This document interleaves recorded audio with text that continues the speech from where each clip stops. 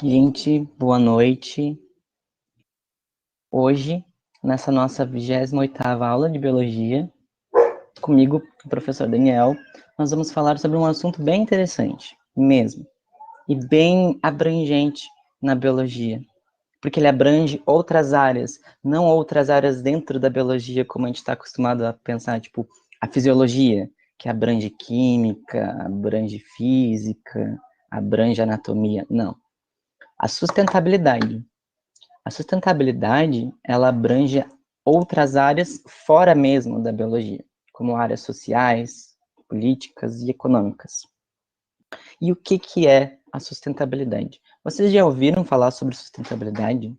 Vocês têm alguma ideia sobre o que é isso? É muito interessante, porque eu tinha, mesmo fazendo biologia, eu não sabia exatamente, tipo, o conceito, mais ou menos, de sustentabilidade. Eu não conseguia explicar em palavras, antes de ter que formular essa aula. Então, vamos lá. Primeiro momento. O que é sustentabilidade? Sustentabilidade, se a gente for ver pela palavra, sustentar. Sustentar, né? Manter, é como segurar. Mas também pode ser cuidar, preservar. A sustentabilidade, ela é uma parte, uma ciência. Alguns críticos dizem que é uma ideologia, alguns dizem que é a salvação do planeta. Então, qual o ponto que eu quero que vocês tenham? Eu quero que vocês tenham os dois pontos de vista. A sustentabilidade, na verdade, eu vou passar o slide enquanto vocês possam ler. O que é a sustentabilidade, tá? A sustentabilidade, ela é um conjunto de medidas, né? Muitos dizem que elas são utópicas, inatingíveis. E outros dizem que elas são extremamente urgentes. A gente precisa fazer isso para ontem. Alguns mais ativistas, outros mais capitalistas, mais neoliberais. Agora, vocês conseguem já ver que tem viés político nisso, tem um viés econômico nisso, justamente, porque a sustentabilidade, ela não é ecologia. Sustentabilidade, ela é a aplicação da ecologia na sociedade. Ela não é a ciência que estuda as interações ecológicas entre os seres vivos. Não. Ela é a aplicação na prática já de todo o conhecimento que a gente tem na ecologia, na sociedade, na economia. Só que o que acontece? A gente, desde lá do período de Homo sapiens sapiens que a gente se desenvolveu, mas eu penso, e é um período bem caricato, das expansões marítimas. Pense nesse período das expansões marítimas, onde, historicamente, a gente começa a explorar a natureza, mas também outros povos. Eu quero que vocês foquem no caráter exploratório. Eu vou fazer uma metáfora, tá? Então, pensa numa casa perfeita, uma casa de uma pessoa super rica.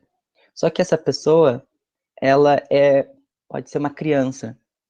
E uma criança muito mal educada e muito relaxada, ela não teve educação. Não é que ela é ruim, ela não teve preparo nem educação para isso. Ela não tem maturidade, é essa a palavra. Então, numa quarentena, ela vai comer toda a comida de 3 meses em 1 mês. Ela vai sujar a casa, embarrar tudo, jogar futebol, quebrar tudo e aniquilar a casa. Só que essa casa, ela tem um limite. Vai ter um momento em que a luz elétrica vai começar a falhar e ela não vai trocar, porque ela não vai saber trocar. Então, é totalmente insustentável esse modo de vida de uma criança muito mal criada ou muito mal preparada, né? Qualquer criança é mal preparada para viver sozinha, mas pensa numa muito caricata, uma criança que apronta muito. É assim que a gente está lidando com o nosso planeta, desde muito tempo. Pensa que desde essas épocas das expansões marítimas, onde a gente explora, a palavra-chave é explorar recursos naturais e outros povos também. Só que quando a gente fala explorar outros povos, a gente entra na geografia política. Aqui na sustentabilidade a gente está falando na exploração da natureza. Desenfreada, enlouquecidamente, sem tempo do planeta, que tem uma capacidade de regeneração incrível, se repor. Então a gente está consumindo muito mais rápido do que o planeta consegue repor. E existe uma barrinha, sabe? Pensa em quem gosta de jogar videogame, é exatamente assim que a gente mata o bonequinho adversário. Porque geralmente o bonequinho adversário ele vai recuperando a vida, né? Só que se os nossos golpes forem mais intensos do que ele consegue recuperar a vidinha dele, a gente mata o bonequinho. Então ele vai recuperando. Só que os nossos golpes são assim, em um golpe a gente pode matar todo o bonequinho. Pensa nisso. O planeta tem uma barrinha, uma taxa de recuperação de todos os recursos. E praticamente nos últimos 50 anos,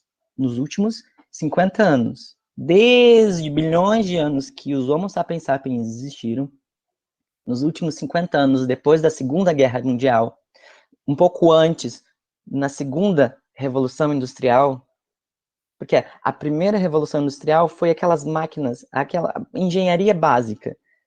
Um inventor lá construiu máquinas de tear, sabe? Engrenagens, não produz nada, resíduos, não queima nada, nem faz. Aí isso super deu uma larga escala para a produção de roupas e coisas assim, porque criaram máquinas. Só que máquinas só de engrenagem, de madeira.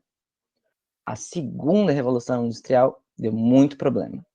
Porque a segunda Revolução Industrial foi a invenção da máquina a vapor, ou a descoberta da queima dos combustíveis fósseis. E a gente já pensou, a gente já falou, a gente já conversou, combustíveis fósseis, fóssil, madeira, carvão, carbono, queima carbono, faz fumaça. Fumaça, dióxido de carbono, que é o que a gente... Só que esse dióxido de carbono, muita escala, em usinas, foi usado numa guerra, né? Então, olha, essa ferramenta dessa parte da ciência foi usada numa guerra de uma forma muito intensa, e depois que a guerra terminou, continuou existindo. Nos trens a vapores, nas indústrias e tudo. Só que essa liberação em massa extremamente gigante de dióxido de carbono na atmosfera causou muitos problemas, muitos danos à camada de ozônio, né, que protege o nosso globo terrestre, causa o nosso efeito estufa, que a gente já falou. A estufa, né, exatamente isso aqui, ó, uma garrafa. Se tu deixar essa garrafa com água, um pouquinho de água, no sol, essa água vai começar a evaporar por causa do calor, que está entrando luz e calor. Só que, como ela está fechada, vai ficar cheio de gotículas aqui. Por quê? Entrou ar e entrou luz e radiação, aqueceu lá dentro e não tem como sair daqui. Então, o ozônio seria como o plástico. E o calor, a parte de dentro da garrafa, seria como o nosso planeta. Toda a nossa biosfera, a nossa capacidade do planeta de manter a vida. E a gente, nos últimos 50 anos, assim, ó, num gráfico, estabeleceu um pico enorme nos últimos 50 anos de emissões de dióxido de carbono na atmosfera. Mas as emissões de dióxido de carbono na atmosfera, que são um grande problema, são um problema dos diversos outros problemas que fazem o nosso estilo de vida ser insustentável. As emissões do dióxido de carbono seria só sei lá, a criança começar a sujar muita casa. Mas não é também a criança comer toda a comida, ou a criança ficar brincando de festinha e apagar e acender a luz todas da casa e queimar todas as luzes. Tem muitos mais problemas que essa criança causa na casa do que só sujar ela. E é isso. Essa insustentabilidade, ela deriva da onde? Ela deriva do nosso modelo político, econômico. Esse modelo exploratório de ir lá nas navegações, nas expansões marítimas e explorar os recursos naturais, desmatar, produzir, desmatar um monte de árvore, produzir um monte de barco para ir atravessar um monte de oceano, para ir encontrar um monte de outros continentes, para explorar mais outras árvores, para, sabe? Tipo, sempre, sempre, sempre. Por quê? Porque a gente é imaturo ainda. A gente ainda tem aquela mentalidade de que o mundo é infinito, de que a Terra não é redonda. Porque qual é a evolução do a Terra é redonda? A Terra não é redonda. A Terra é um globo. E nem é um globo perfeito, né? Ela é meio tortinha. Mas ela é um globo, assim como muitos outros no universo. Mas é o único que a gente consegue manter vida, nosso tipo de vida aqui. E a gente tem que manter a nossa vida sustentável. É sobre isso que é a nossa aula de hoje. A sustentabilidade ambiental. Porque ela é uma palavra que existe na língua portuguesa, pode ser atribuída a qualquer contexto. Mas aqui é a sustentabilidade ambiental. Que aí, então, são medidas sociopolítico-econômicas que necessitam, não significa que estão sendo, estão pouco sendo, eu quase falei um palavrão, mas estão pouco sendo utilizadas no nosso planeta, nas nossas políticas, dos nossos países, das nossas nações, do mundo, né, para que nós possamos ter uma vida sustentável, ou seja, para que a gente consuma parte dos recursos do planeta e ele se recupere um pouco, que a gente consuma, se recupera um pouco, consome, se recupera um pouco, espera um pouco, consome, e a gente, assim, o que está atribuído à exploração? A exploração, por que a gente explora? Está atribuído ao crescimento econômico. Então, as grandes nações e são grandes nações, os países tão desenvolvidos são só tão desenvolvidos porque, de uma forma ou de outra, eles exploraram muito. A gente precisa de energia. Energia, para que a gente usa energia? Bom, para tudo, né? Energia elétrica, a gente usa energia térmica, a gente usa energia luminosa, por exemplo, da forma mais sustentável, a gente pode usar energia luminosa, como vocês já devem ter visto por aí, painéis solares. A gente precisa de energia para os nossos carros andarem, para a nossa internet funcionar, para tudo, né? E a sustentabilidade, ela se estrutura em 3 pontos. Desenvolvimento ou uma preservação, desenvolvimento não, uma preservação ecológica ou ambiental, que vocês podem ver, um desenvolvimento econômico. Então, a gente não pode só preservar a natureza e ter prejuízo econômico, porque senão aquele país que está tentando preservar a natureza vai ter um grande déficit, porque a gente tem uma política agora. A nossa humanidade desenvolveu sistemas muito complexos que não são mais só biológicos, né? São sociais e culturais e políticos. Aí entra a área do direito, né? Então, aqui a gente precisa, nossas nações precisam de desenvolvimento econômico, né? Porque senão a gente fica miserável. Por que é a política, né? Para que todos aqueles nas limites daquela nação possam comer, tenham qualidades mínimas de vida. É para isso que serve a política. E para isso que a gente tem que ter energia. E para isso que a gente tem que explorar. Até ali. A gente pode explorar de uma forma sustentável. Mas tem que ter o crescimento econômico. A gente não pode mais viver sem um crescimento econômico. E um remanejo social, um incentivo social, ou uma diminuição das diferenças sociais, ou um incentivo das diferenças culturais. Ó, vou falar de novo. Diminuição das diferenças sociais de pobres e ricos e estimular as diferenças culturais. Cultura negra, cultura indígena, cultura parda, hispânica. Cada cultura ela tem que ser valorizada e estimulada na sua peculiaridade. Só que as diferenças sociais, econômicas, de condições econômicas, têm que ser reduzidas. Tem que ser reduzidas? Tem que ser reduzidas. E é de acordo com a sustentabilidade. E é esse o ponto que bate de frente com o caráter exploratório, não só exploratório. Por quê? No caráter econômico, né, sabe, essa imaturidade exploratória, ela se desenvolveu, ela cresceu, e ela gerou outra coisa. Ela gerou um modelo econômico inteiro que se chama neoliberal. Esse modelo econômico, ele é extremamente exploratório. E não é exploratório apenas de recursos naturais. Ele é exploratório de outros povos, de outras pessoas individuais. No neoliberalismo, que é o modelo que a gente vive, no neoliberalismo precisa haver miseráveis passando fome para que possam existir milionários. E pessoas que, por acaso, sei lá, possam até vomitar para conseguir comer de novo, só por causa do prazer da degustação. Só que é justamente o que a sustentabilidade vai contra.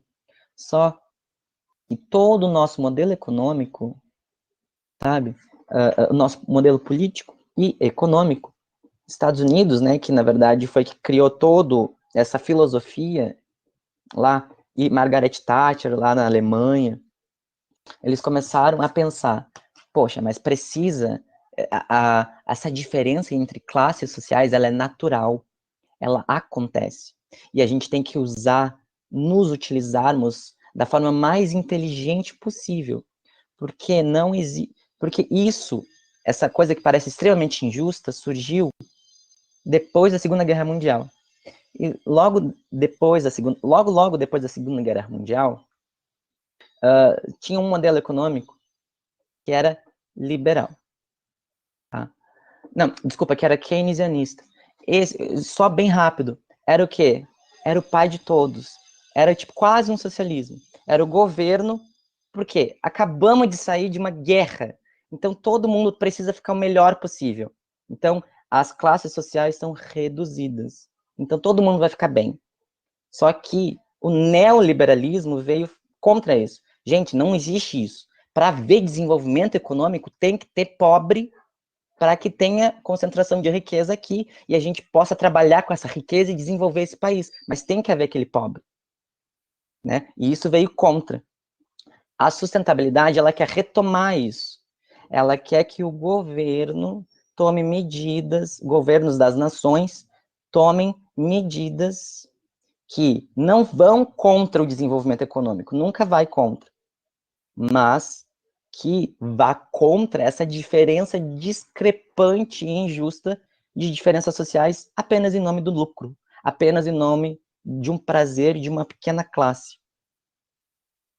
Vamos passar de slide. Aqui temos o histórico do que seria a sustentabilidade, né? Então, sustentare é do latim. As palavras que são originárias do latim, a gente consegue bem prever, né?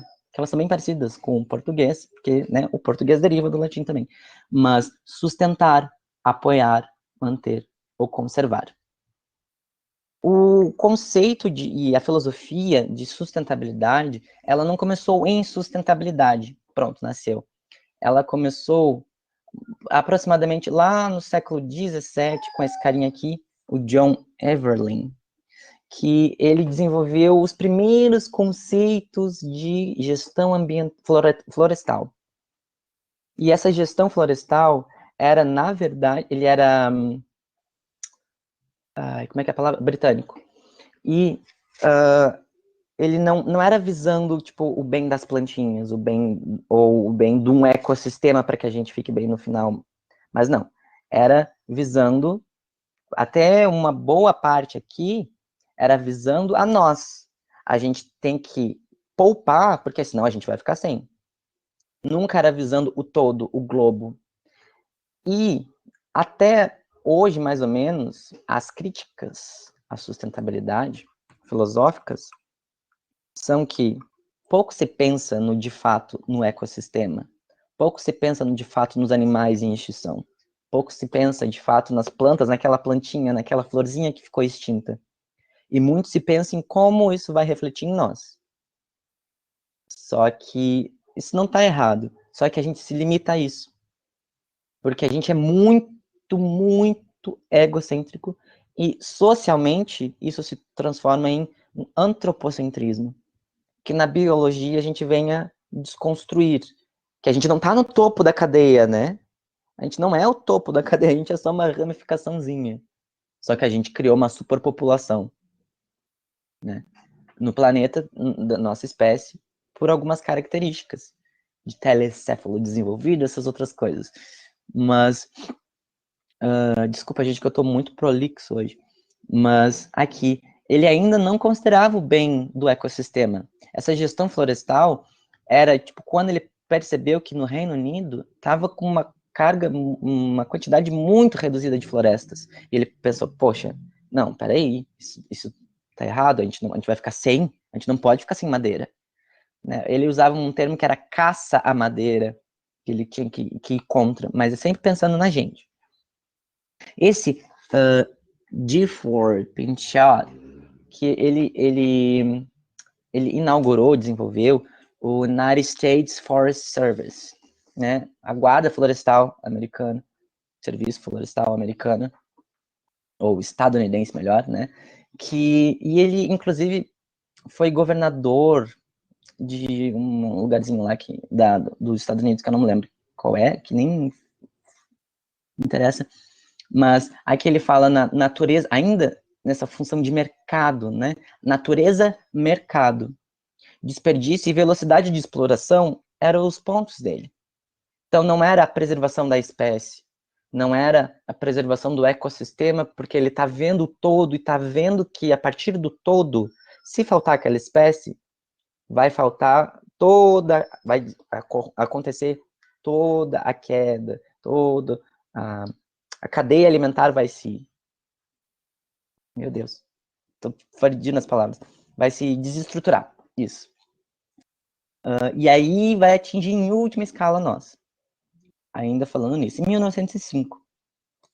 Aí 1970, dos anos 70 até a atualidade, dos anos, na verdade, 80 até a atualidade, começa a se, eu não vou ler um por um, vocês vão lendo aí rapidinho, mas acontece esse processo de sair um pouco do humano e começar a pensar no ambiental, começar a pensar na cadeia, no ecológico, na cadeia alimentar, que nós, em última escala lá, vamos ser atingidos. Mas uns bem importantes que eu vou focar aqui é nesses dos anos 90, tá? Nos anos 92, teve a Eco 92, ou Rio 92, que a gente fala, que foi desenvolvido a Agenda 91. Quando a gente fala sobre sustentabilidade, a gente fala sobre convenções entre nações, porque a gente já está falando de praticamente sustentabilidade anos 90. Anos 80, anos 90, mas quase anos 90 para cá, anos 2000. Então, já temos nações, já temos praticamente as nações todas do jeito que são, não é Iugoslávia, quase não existe mais, essas coisas assim, né? Então, as nações, elas vão fazer convenções e vão elaborar agendas de preservação, vão fazer acordos. Então, na próxima slide vai ter um melhor aqui, mas em 92 aconteceu a ECO 92, o Rio 92, que é muito falado, que foi estabelecida a Agenda 21 global. E a Carta da Terra, que a gente vai ver depois. Que a Carta da Terra, ela é o estereótipo do que seria a sustentabilidade. Então eu trouxe ela um pouquinho, são 2 slides, mas eu não vou ler, mas é porque ela é justamente a cara da sustentabilidade, a Carta da Terra. E essa foi praticamente a primeira grande convenção, né, em 92.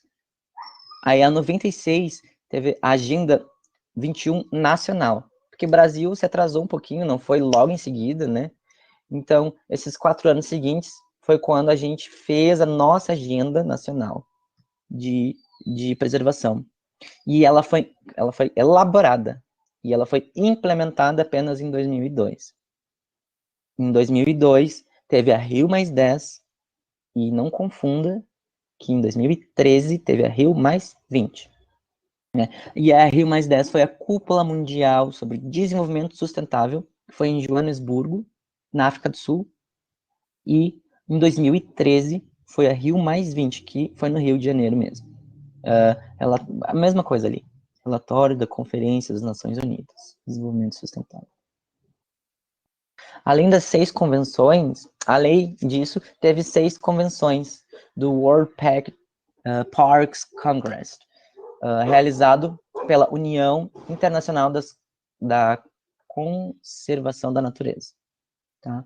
Então, teve essas aqui. Elas não são muito cobradas, mas é por mais título de curiosidade que os Estados Unidos também fez isso aqui. E vocês já devem ter ouvido Yellowstone, que é um parque bem famoso de lá, dos Estados Unidos. Aqui, a Carta da Terra, ela é bem interessante, porque ela é o estereótipo do que é sustentabilidade. Eu não vou ler, mas aqui vai ficar disponível para vocês. São 2 slides. E aí, então, eu vou ler só os tópicos maiores. Que respeitar e cuidar da comunidade da vida. Ou seja, aqui ele está falando de respeitar o âmbito natural, né? Em toda a sua diversidade de espécies, plantas, animais. Âmbito biológico, né? Respeitar a terra em toda a sua diversidade. Cuidar da comunidade viva. Muito isso. Integridade ecológica. Então, aqui ele já está relacionando, tipo, não as espécies em comunidades mais específicas. Ele tá falando de relações já mais ecológicas. Ele está falando de... só um minutinho, gente, que eu me desconcentrei aqui. Sim. Aqui ele está falando adotar padrões de produção, consumo e reprodução. Então, aqui ele já está falando não nas espécies e plantas e animais em si. Ele está falando no planeta como um todo. Como, por exemplo, efeito estufa, já é um efeito ecológico global. Então, o que a gente precisa para evitar ou para incentivar coisas boas no nosso âmbito ecológico, de uma forma geral, sem nos preocupar nesse ponto aqui com as espécies específicas, com a comunidade da vida, né? Por exemplo, poluição, integridade ecológica, né? Justiça social e econômica. Aqui acopla, nesse terceiro ponto, 3 fatos. Dois dos tópicos, né? Que é o tópico social e o tópico econômico. O tópico social, lembra que é diminuir as desigualdades sociais, e o tópico econômico, que é produzir economia, produzir atividade econômica. Nunca pode deixar de produzir. Por quê? A raiz da nossa política, né, todo é capitalista, então muito econômica, muito visando o lucro. Né? Econômica, existe diversas formas de economia, mas a nossa é extremamente visando o lucro, neoliberal. É a forma de economia que a gente usa agora no planeta todo, praticamente. Né? E a democracia, não violência e paz. Então aqui é um âmbito um pouco mais geral, né? Mas já ele é político, não é econômico, mas ele é político e meio moral junto, né? Um acordo de paz de todas as nações. Meu mouse parou aqui. Não sei se ficou claro. Acho que tem alguma dúvida. Olha aqui, ó, gente. A professora Bia trouxe uma ótima informação que eu não tinha encontrado. Então, leiam aqui no chat, por favor, que ela em 2015 também teve uma cúpula das Nações Unidas e essa estava desatualizada. Aqui agora a gente vai entrar nas energias renováveis, tá, gente? Esqueci. Então, o que são as energias renováveis, ou energias limpas? São energias que, em tese, elas não têm... Agora a gente vai ver que alguma tem alguns efeitos colaterais ruins, negativos, até para o meio ambiente, mas são muito menos prejudiciais do que a queima de combustíveis fósseis, do que achar pré-sal, petróleo, queimar carvão. Combustíveis fósseis é uma ideia errada, é muito ruim. É muito ruim. Tudo bem. Eu acho que... Opa! Tá. A energia eólica, a energia, como vocês já devem ter lembrado ou ouvido, é a energia do vento, ou energia cinética do vento. Essa energia de movimento, se vocês lembrarem da cinética, que é movimento, é a energia convertida por esses aerogeradores, que são essas pás de cataventos aqui, que elas convertem em energia elétrica. Então, isso é muito legal. Eu acho muito legal, né? E esses aerogeradores, eles conseguem captar a movimentação. Ai, desculpa. Tem cachorro aqui. Mas eles conseguem captar as movimentações e isso... mas isso é histórico já. Porque vocês já devem ter ouvido de moinhos de vento, né? Que é bem antigo. E os barcos à vela também. Porque é uma movimentação contínua na água usando a direção do vento. Então, é exatamente isso. Porque no barco à vela, por exemplo, ele não está utilizando conversão de energia. Ele está usando a energia do movimento para gerar movimento. Só que aqui tem todo um aparato elétrico, né, e mecânico, de engenharia, que converte em eletricidade. Qual é, tipo, os maiores impasses disso aqui? O preço inicial, ele não é muito acessível para a maioria dos países emergentes, como o Brasil. Também tem o fator geográfico, que não é todo lugar que venta tanto e tão constantemente assim. Não pode desenvolver toda essa estrutura que é cara em um lugar que tem uma oscilação de vento muito grande. Então, passa uma boa parte do tempo sem ventar, aí depois venta muito. Tem que provavelmente ser bem constante, né? E a capacidade de armazenamento. A capacidade de armazenamento das energias eólicas, dos processos eólicos, ainda armazenar não é muito grande. Mas a vantagem é que, diferente da energia do sol, não depende de dia e noite, mas ainda é bem difícil de armazenar muita quantidade de energia para sustentar uma cidade inteira e conduzir a longas distâncias essa energia gerada aqui. Então, geralmente, ele precisa ser conduzido para um lugar próximo, não muito distante. Tá? Com licença. Com licença. Já foi? Já.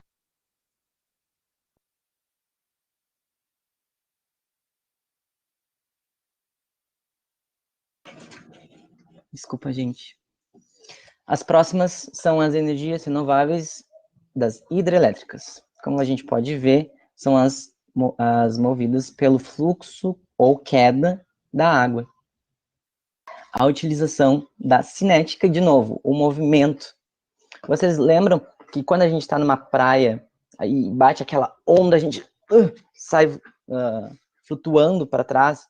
Então, imagina essa força, só que com um fluxo muito maior. Só que como que esse fluxo é utilizado? Aí que entra o problema. Geralmente, podem ser criados grandes bacias para criar uma queda d'água, para criar esse movimento d'água. Só que isso pode criar bastante problemas ambientais, dependendo do tamanho. E, por exemplo, pode desmatar uma região muito grande e isso causar um efeito para fazer uma bacia de água, um piscinão de água. Mas também tem os fatores culturais e sociais. Porque que área é essa que vai ser desmatada? Pode ser uma área muito próxima a um quilombo ou a uma tribo indígena. Que assim prejudique o ambiente. Sim, pode ser. Pode ser. É exatamente isso. Geralmente não vai ser tipo num rio. Mas vai ser tipo... Claro. Mas é exatamente isso que eu tô tentando dizer. Pensa que for um rio, tá? Um rio menor. Vai pegar toda aquela água no rio. Vou fazer uma caricatura, tá? vai secar aquele rio para criar um baita piscinão, para criar uma hidrelétrica, para criar uma queda d'água, né? Movimento. É uma caricatura. Isso, eles criam exatamente essa é a palavra, a barragem. A professora Thay pode até nos comentar aqui, mas isso pode criar grandes impactos, e já criou alguns impactos sociais. E esses são os pontos mais negativos das energias hidrelétricas. Mas elas são, elas são bem rentáveis até. Há boatos, assim, há quem diga, né, que não é divulgado todo o custo, porque ela é divulgada como uma barata, né, uma fonte de energia barata, mas também dizem que não é bem divulgado todo o gasto que se tem numa grande hidrelétrica, que é bem maior do que se espera que seria. Então, sim, aí as três gargantas, que seria a maior, e aí Itaipu aqui é a nossa brasileira. Ai, gente, não entendi. Mudou todo as cores dos slides. Mas aqui. Oxi. Ai, meu Deus. Pronto. As energias solares. Ó, a professora Thay comentou aqui, gente. Sim, exatamente. Pode desalojar famílias que não são, podem nem ser quilombolas ou de tribos, podem ser só famílias que moram ali por perto mesmo. Ai, sim, exato. Porque vendem isso como uma forma de energia barata. Só que não é tão barata assim, principalmente com o tamanho da hidrelétrica, quanto maior for, óbvio, mas quanto maior for, aumenta de uma forma discrepante, tá? Como aqui ela está dizendo. E aí chegamos na... exatamente! Eu queria dizer, chegamos na energia menos prejudicial. Chegou assim, ó, pegou meu pensamento, Yasmin. A energia menos prejudicial, mas ainda menos estudada, ainda também menos rentável. Mas a mais, uma gostinha de esperança, a mais emergente. Ela tem menos estudos, mas os estudos que tem, que estão muito concentrados em países desenvolvidos, né, em não países não tão emergentes quanto Índia, China, Brasil, né, que teriam condições, o Brasil teria condições, sendo tropical, teria bastante mão de obra luminosa, né, mão de obra? Não, matéria-prima, errei. Matéria-prima luminosa para ter bastante painéis solares, só que o problema é que esses painéis solares, eles precisam de uma longa distância quilométrica, às vezes hectares, assim, para captar e sustentar uma cidade pequena, né?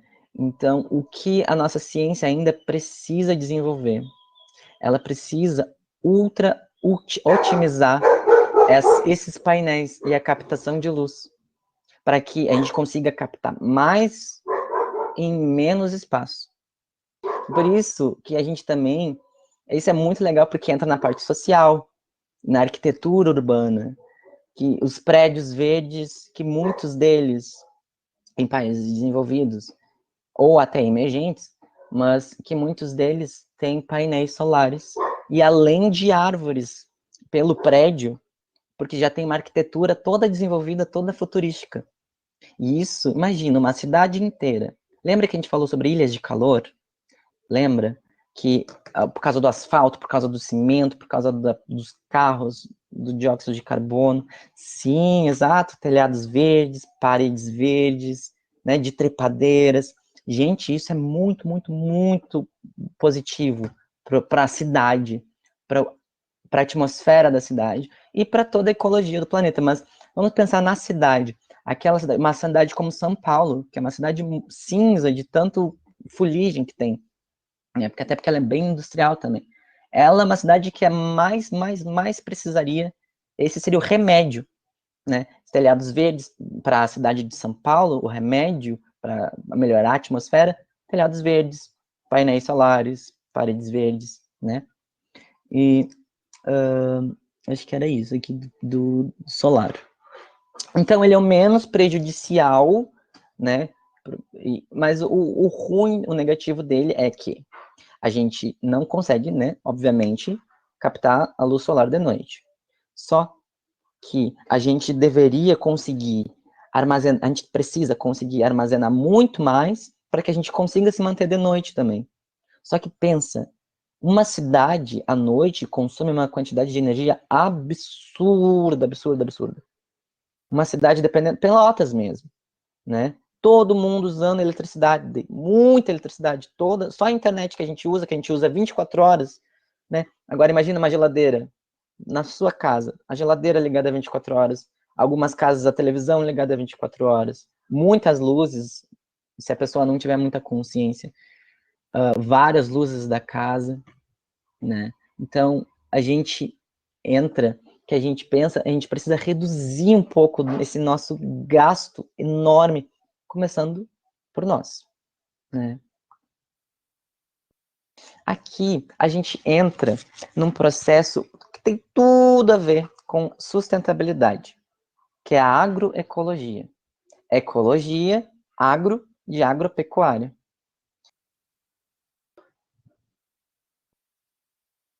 Ah, Yasmin, aí eu vou te dever. Mas eu não sei, assim, ó, pensa que são hectares. Eu não sei quantos, mas são hectares. E manter a luz de noite de uma cidade depende do tamanho da cidade, depende do consumo daquela cidade, depende, e são hectares, assim, quilômetros. Sim, pois é. Imagina, uma cidade pequena, para ter uma noção, eu não sei essa proporção, mas uma cidade pequena, tipo Capão do Leão, seria tipo algum. Capão do Leão, não sei, que não é tão industrial, mas pensa, Capão do Leão seria tipo. E depende do tamanho da tua casa também. Ah, sim, eu não sei se tu estava falando em questão de cidade ou da tua casa, mas é isso. Para sustentar uma cidade seria hectares. E pensa, a gente poderia usar, a partir de uma fonte diferente, que não a solar, a luz de dia. E usar apenas no âmbito de noite, assim, a luz que a gente conseguiu captar de dia, no sol. E muitos lugares já fazem isso. Mas ainda assim não é uma quantidade de energia que tu tem que poupar. Tu não pode deixar todas as luzes acesas, senão vai dar um apagão. Se tu tiver, e depende do tamanho da superfície, né, da tua casa. Mas é isso que eu falei. Estão desenvolvendo fotocélulas, né, esqueci o nome, painéis fotovoltaicos com uma maior capacidade de retenção de energia e maior conversão e armazenamento de eletricidade.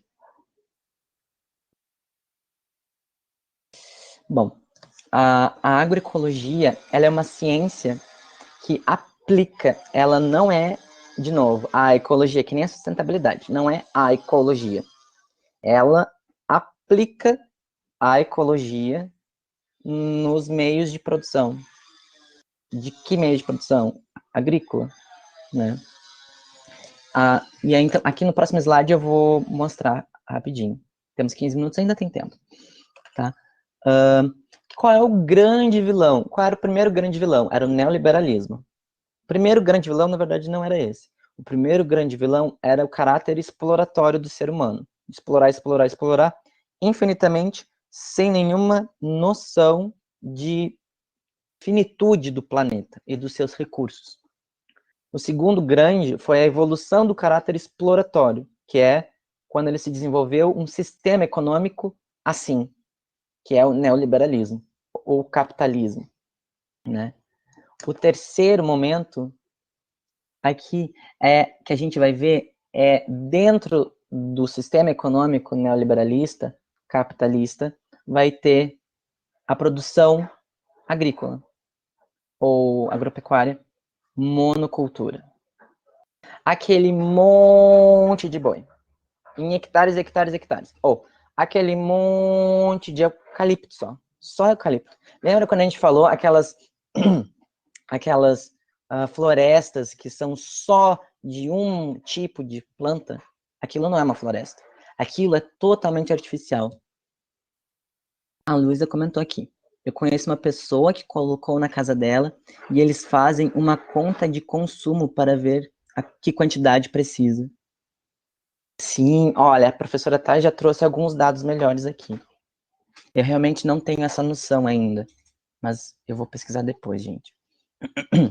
Tá? Então, o que que é isso de tudo de uma coisa só? Tudo de boi, tudo de eucalipto, né? Ou tudo, hectares, hectares, hectares de arroz, hectares, hectares, hectares de macieira.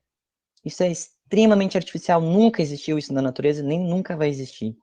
Só assim, desse tamanho. E isso é extremamente prejudicial porque não tem ecossistema ali, não tem diversidade. A gente precisa de diversidade para se manter num ecossistema saudável. Então, mas por que que a gente faz tudo de uma coisa só? Ou a monocultura que está em vermelho aqui é a grande vilã, né? A grande, vocês lembram que a gente já falou também que a agropecuária também, os gases que os bois e as vacas produzem, né? Eles são muito prejudiciais também para a camada de ozônio. Só que eles são só prejudiciais porque a gente produz muito bicho. Muito, e tudo concentrado num local. Porque não, eles em si não são prejudiciais para a vida na Terra, mas é a concentração deles em um local muito grande. Ou a concentração de só uma espécie. Porque a gente acha que assim a gente vai conseguir tirar o máximo de lucro e de produção daquilo para a gente vender, porque eu vou vender maçãs, então eu só vou vender maçãs. Só que isso é extremamente insustentável. Sim, exato.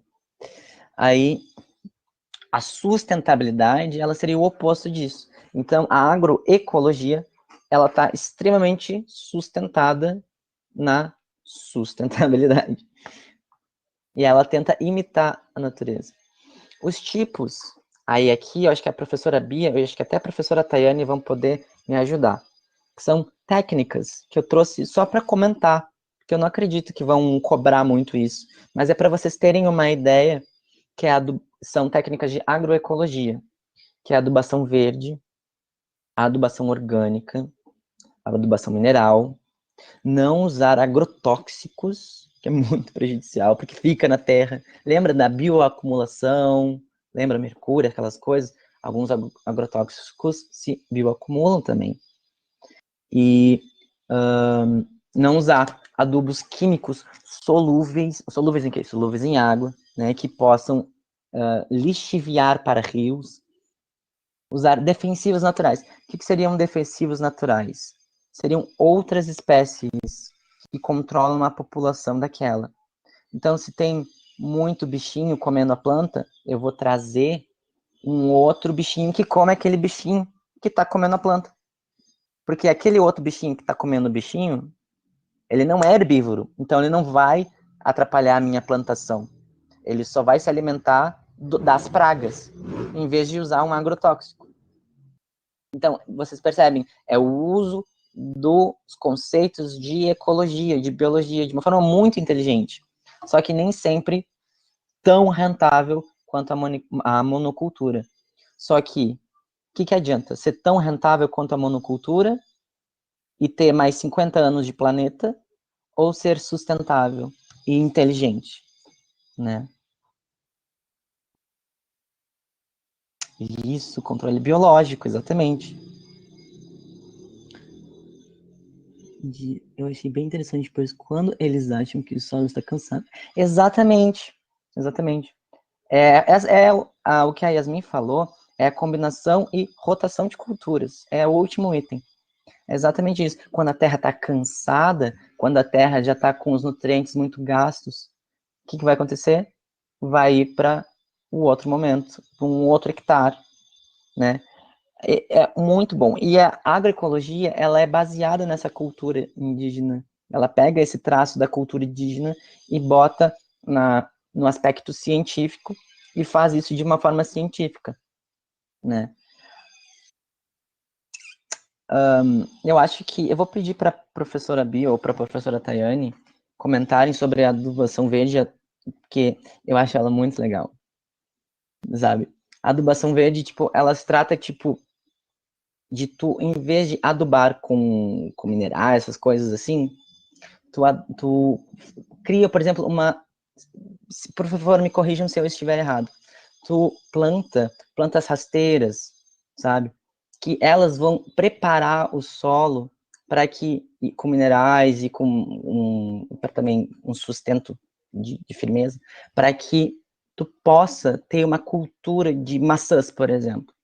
Então, por exemplo, plantando aquela espécie de capinha, aquela espécie de gramínea, ou aquela espécie de não sei o quê, tu pode preparar. Se eu não tiver errado, é isso, gente. Por favor, me corrijam. Isso, plantas leguminosas para enriquecer o solo. Isso aí. Leguminosas, elas lembram que elas têm uma coisa muito interessante que elas vou recapitular. Elas têm umas bolhazinhas nas raízes. São os rizomas? Acho que é rizomas? Não sei se é rizomas, mas que são um conjunto, eu esqueci a palavra, mas são um conjunto de algas e fungos com as raízes da planta. E esses fungos, eles têm a capacidade de aumentar muito a absorção da planta pelas raízes. Porque se a raiz da planta for desse tamanho, vocês lembram do fungo do pão? Que ele é um monte de fiozinho? Pensa nisso. Aí, os fungos que vão crescer nas raízes se espalham até aqui. E a raiz, que seria só isso aqui, vai ter toda essa superfície cheia de fiozinhos de fungo que passam por dentro da raiz e levam água para lá. Eu esqueci o nome dessa palavra, mas acho que elas lembram. Vamos passar. Temos 10 minutos. Aqui, vou apurar um pouquinho. Temos os 3 R's, que é justamente esse símbolo que é o logotipo da nossa aula de hoje sobre sustentabilidade. Que é, eu botei em tamanhos diferentes, gente, porque é para prestar muita atenção. Porque pensa de uma forma crescente, tá? Daqui para cá. E o que está crescendo aqui do reduzir para o reciclar, passando para o reutilizar, que faltou tá aqui o R. É a dificuldade de fazer, entendeu? Quanto maior, mais difícil. Então, reduzir o gasto, apagar a luz, comprar menos, evitar o supérfluo, reutilizar, pegar essa garrafinha, cortar e fazer alguma outra coisa, fazer um artesanato, ou pegar essa garrafa PET, fatiar ela em muitos fiozinhos e fazer uma camiseta.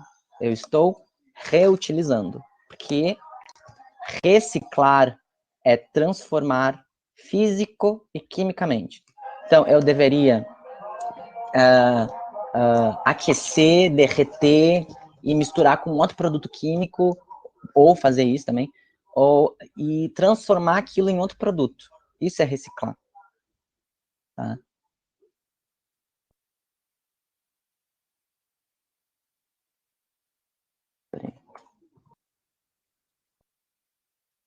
Aqui. Aí ficou tudo estranho. Aqui eu trouxe uma curiosidade.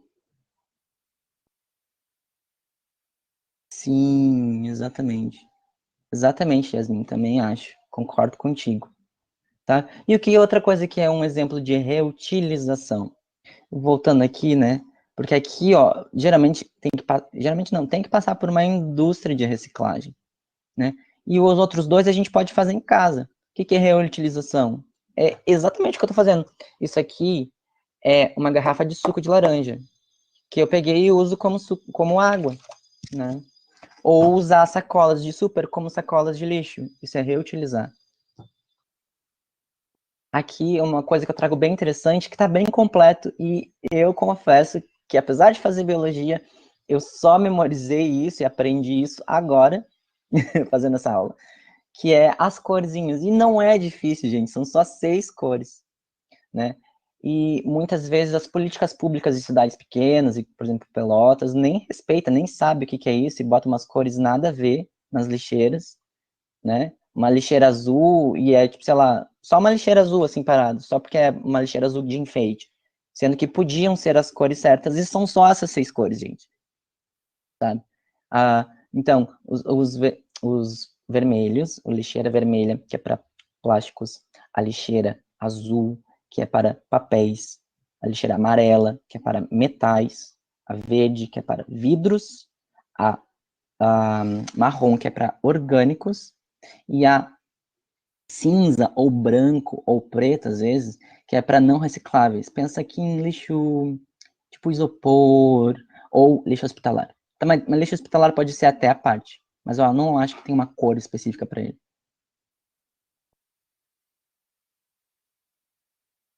Aqui é bem interessante, tipo, que eu vou passar, tá, gente? Porque a gente só tem 4 minutos. Mas aqui, nesse slide, diz o que pode ser reciclado e o que não pode ser reciclado de cada um dos materiais. Entende? Mas eu vou passar porque tem uns exercíciozinhos aqui. Esse aqui é a flor da sustentabilidade e eu vou tentar fazer um exercício, gente. Aqui eu vou deixar com vocês, que é tudo mais ou menos o que eu falei, os âmbitos, né? O social, o político, o econômico, o ambiental. Tudo que precisa acontecer para haver a sustentabilidade. Vamos fazer pelo menos um exercício. Vamos fazer isso daqui? Ó, vamos fazer juntos.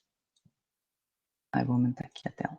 Não consigo enxergar. Ó, no presente, observa-se crescentemente atenção aos efeitos da atividade humana em diferentes áreas sobre o meio ambiente, sendo constante nos fóruns internacionais e nas instâncias nacionais.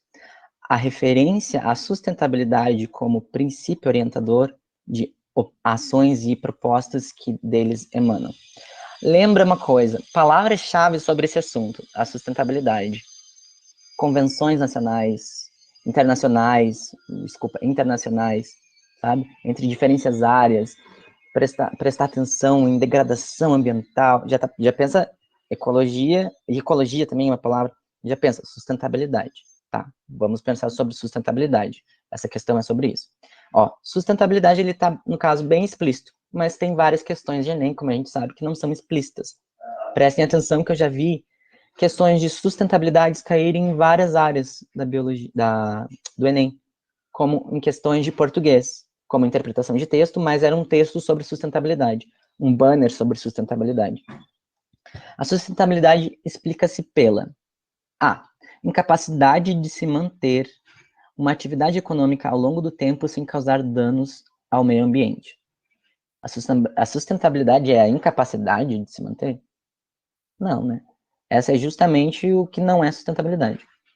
A sustentabilidade é a incompatibilidade entre crescimento econômico acelerado e a preservação de recursos naturais e de fontes não renováveis.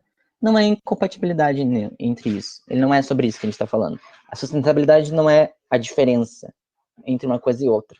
A sustentabilidade é uma coisa positiva, é uma coisa boa. Interação de todas as dimensões do bem-estar humano, como crescimento econômico, sem a preocupação com a conservação dos recursos naturais. Ó, aí começou bom, né? Mas aí, porque é justamente ecológico, né? Então não é mais a C. D. Proteção da biodiversidade em face das ameaças de destruição que sofrem as florestas tropicais devido ao avanço de atividades como mineração, a monocultura, o tráfico de madeira e de espécies selvagens. É a proteção, porque assim, a sustentabilidade ela é um ativismo? Ela não é um ativismo. A sustentabilidade não visa proteção só disso. A sustentabilidade visa também a economia. Lembra que a nossa sustentabilidade ainda é muito antropocêntrica, então não é, eu não quero, o ativismo é o oposto disso. O ativismo ecológico, né? Então a sustentabilidade é manter a economia muito bem, mas preservar o ambiente. E necessidade de se satisfazer as demandas atuais colocadas pelo desenvolvimento sem comprometer a capacidade de as gerações futuras atenderem suas próprias necessidades nos campos econômico, social e ambiental. Perfeito. Ele assim, ó, essa questão do Enem foi assim, ó, bem escrachada. É a E. Essa frase da E é justamente um estereótipo, assim, a definição base que vocês vão encontrar em qualquer estudo, qualquer site, qualquer livro básico e avançado de sustentabilidade, tu vai encontrar esta frase para as gerações futuras e que vierem posterior a nós. E os âmbitos econômico, social e ambiental.